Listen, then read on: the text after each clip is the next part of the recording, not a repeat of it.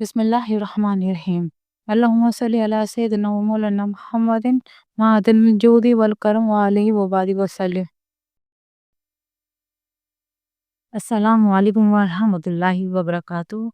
اسلامی سال کا 12واں مہینہ ذوالحجہ شریف۔ ذوالحجہ اسلامی سال کا آخری اور سب سے مقدس مہینہ ہے، جس کا نام ہی اس کی عظمت کی گواہی دیتا ہے۔ ذوالحجہ یعنی حج کا مہینہ، جب لاکھوں دل اللہ کے گھر کی طرف رخ کرتے ہیں۔ یہ وہ مہینہ ہے جس کے پہلے 10 دنوں کو قرآن نے ایام معلومات کہہ کر نوازا۔ یہ وہ قیمتی لمحات ہیں جن میں ایک دن کی عبادت پورے سال کے برابر ہے۔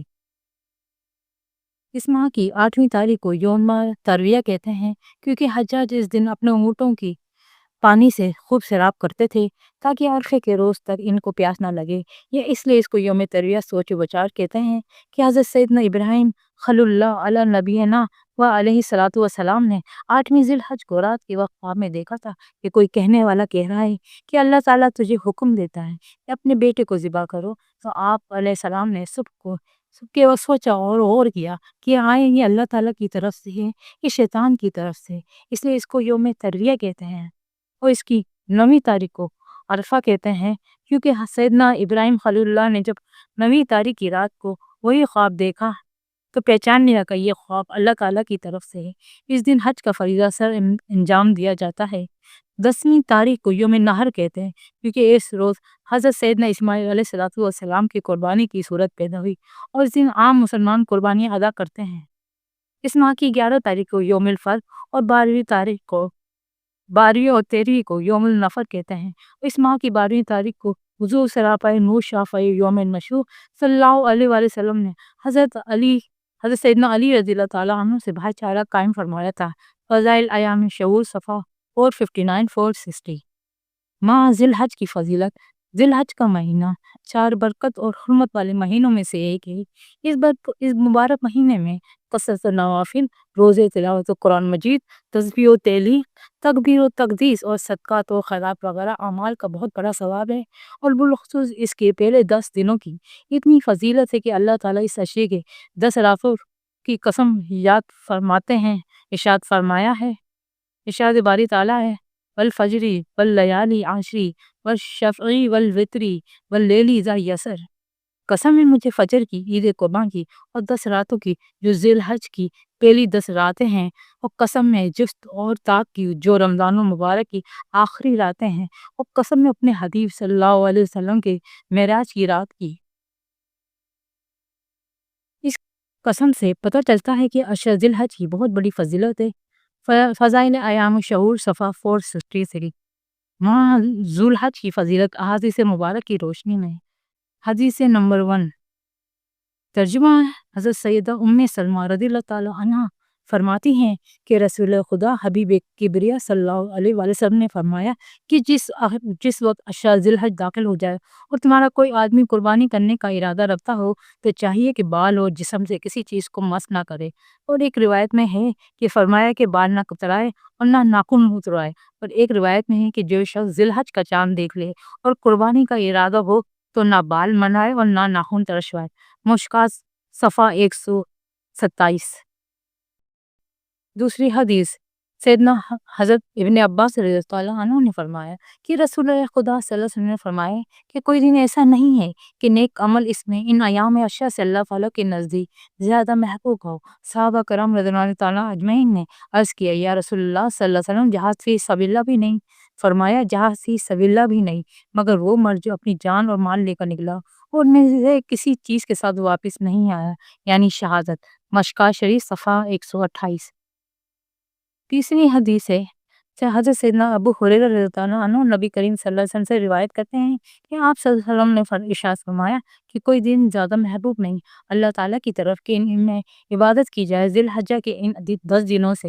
ان دنوں میں ایک دن کا روزہ سال کے روزوں کے برابر ہے، اور اس کی ایک رات کا قیام سال کے قیام کے برابر ہے۔ غنیمت طالبین صفحہ 417۔ مشکات صفحہ 128۔ فضائل ایام شہور صفحہ 466۔ عشر ذی الحج کی فضیلت۔ عشر ذی الحج کی فضیلت، جو شخص ان 10 ایام کی عزت کرتا ہے اللہ تعالیٰ یہ 10 چیزیں اس کو مرحمت فرما کر اس کی عزت افزائی کرتا ہے۔ نمبر 1، عمر میں برکت، مال میں فراوانی، اہل و عیال کی حفاظت، گناہوں کو کفارہ، نیکیوں میں اضافہ، نظام میں آسانی، ظلمت میں روشنی، میزان میں سنگینی یعنی وزنی بنانا، دوزخ کے طبقات سے نجات، جنت کے درجات پر عروج۔ جس نے اس عشرے میں کسی مسکین کو کچھ خیرات دی، اس نے گویا اس اپنے پیغمبروں علیہ السلام کی سنت پر صدقہ دیا۔ جس نے ان دنوں میں سے کسی کی عبادت کی، اس نے اولیاء اللہ اور ابدان کی عبادت کی۔ جو کسی کے جنازے کے ساتھ گیا، اس نے گویا شہیدوں کے جنازے میں شرکت کی۔ جس نے کسی مومن کی اس عشرے میں لباس پہنایا، اللہ تعالیٰ اس کو اپنی طرف سے خلعت پہنائے گا۔ جو کسی یتیم پر مہربانی کرے گا، اللہ تعالیٰ اس پر عرش کے نیچے مہربانی فرمائے گا۔ بے شک کسی عالم کی مجلس میں اس عشرے میں شریک ہوا، وہ گویا انبیاء اور مرسلین علیہ السلام کی مجلس میں شریک ہوا۔ غنیمت طالبین، صفحہ 419۔ ذوالحجہ کے پہلے 9 دنوں کے روزے۔ ذوالحجہ مبارک کے پہلے عشرے کے پہلے 9 دن روزہ رکھنا بڑا ثواب ہے۔ ام المومنین حضرت سیدہ حفصہ رضی اللہ تعالیٰ عنہا فرماتی ہیں، 4 چیزوں کو نبی کریم صلی اللہ علیہ وسلم نے نہیں چھوڑا کرتے تھے: عاشورہ کا روزہ، اور ذوالحجہ کے 10 دن یعنی پہلے 9 دن کا روزہ، اور ہر ماہ کے 3 دن کا روزہ، اور نماز فجر سے قبل 2 رکعتیں۔ مشکات صفحہ فضائل ایام و شہور، صفحہ 466۔ ماہ ذی الحجہ کے نفل۔ حدیث شریف میں ہے کہ جو شخص اول رات ذی الحجہ میں 4 رکعت نفل پڑھے گا، ہر رکعت میں الحمد شریف کے بعد قل هو اللہ احد 25 مرتبہ پڑھے تو اللہ تعالیٰ اس کے لیے بے شمار ثواب لکھتا ہے۔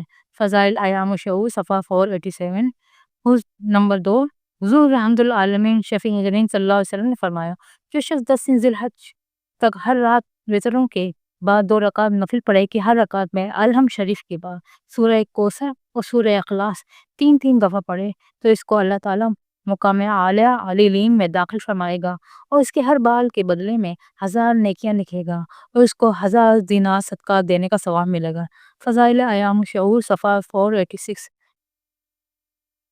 اگر کوئی اس مہینے کی کسی رات کی پچھلی تہائی رات 4 رکعت نفل پڑھے، جس کی ہر رکعت میں الحمد شریف کے بعد آیت الکرسی 3 بار، اور قل هو اللہ احد 3 بار، اور قل اعوذ برب الفلق اور قل اعوذ برب الناس ایک مرتبہ پڑھے، اور نماز سے فارغ ہونے کے بعد اپنے دونوں ہاتھ اٹھا کر یہ دعا پڑھے: سبحان اللہ ذی العزت والجبروت، سبحان ذی القدرت والملکوت، سبحان ذی الحی الذی لا یموت، لا الہ الا یحیی و یمیت وہو حی لا یموت، سبحان اللہ رب العباد والبلاد، والحمد للہ حمدا کثیرا طیبا مبارکا فیہ علی کل حال، واللہ اکبر کبیرہ، کبریائی ربنا و جلالہ و قدرتہ بکل مکان۔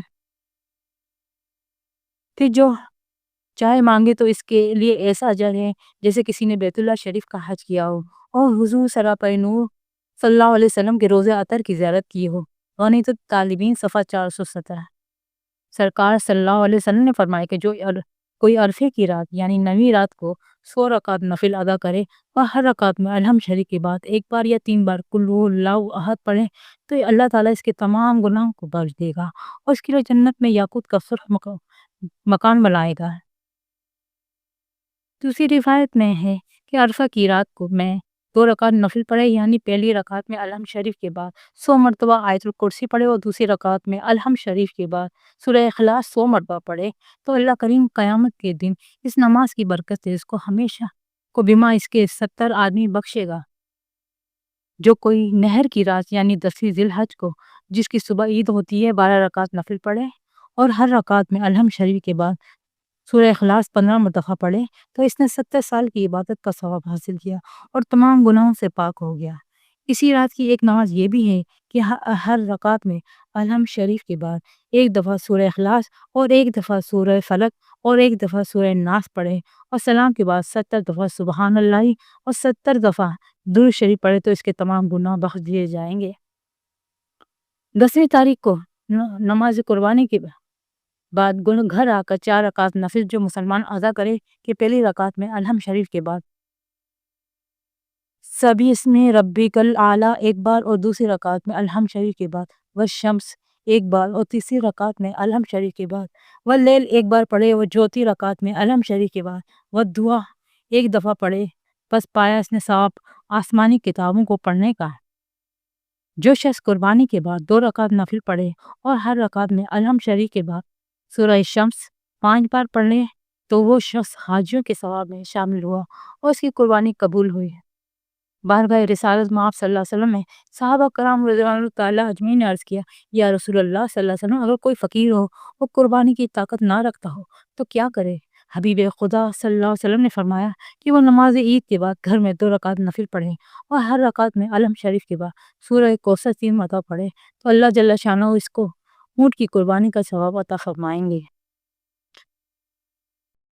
ذی الحجہ کی اہم دعا: الحمدللہ الذی فی السماء عرشہ، الحمدللہ الذی فی الارض قدرتہ، الحمدللہ الذی فی القیامۃ ہیبتہ، الحمدللہ الذی فی القبر قضاءہ، الحمدللہ الذی فی الجنۃ رحمتہ، الحمدللہ الذی فی جہنم سلطانہ، الحمدللہ الذی فی البر والبحر برہانہ، الحمدللہ الذی فی الہواء رایہ، والحمدللہ الذی لا مفر والملجا الا الیہ والحمدللہ رب العالمین۔ ترجمہ ہے: ہر خوبی اللہ کے لیے جس کا عرش آسمان میں ہے، تعریف اللہ کے لیے جس کی قدرت زمین پر ہے، تعریف اللہ کے لیے ہے جس کی ہیبت قیامت میں ہے، تعریف اللہ کے لیے ہے جس کا حکم قبروں پر ہے، تعریف اللہ کے لیے جس کی رحمت جنت میں ہے، تعریف اللہ کے لیے جس کی برہان خشکی اور سمندر میں ہے، تعریف اللہ کے لیے جس کی خوشبو ہوا میں ہے، تعریف اللہ کے لیے کہ سوائے اس کی ذات کے کوئی پناہ کی جگہ نہیں۔ یہ اللہ تعالیٰ کے لیے ہے جو رب العالمین ہے۔ اللہ ہم سب کی ہر دلی حاجت قبول فرمائے، آمین ثم آمین۔